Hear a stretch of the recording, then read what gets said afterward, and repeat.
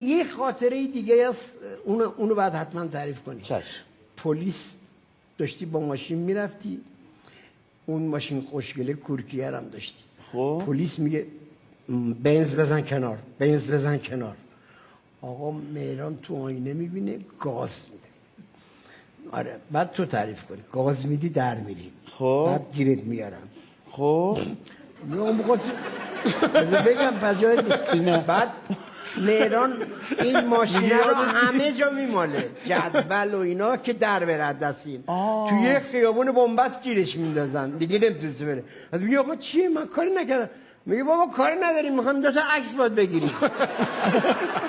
یاد میاد اومد سر کار دیدیم ماشینه لک و لوچش اینجوری شده. گفتیم چی شد؟ گفت اینجوری شد. من وای نستم میگم آقا چی کار کردم. هی در رفتم فکر کردم ورود ممنوع اومدم یا چراغ اومدم. حالا اینا الان میخوان جریمه کنن.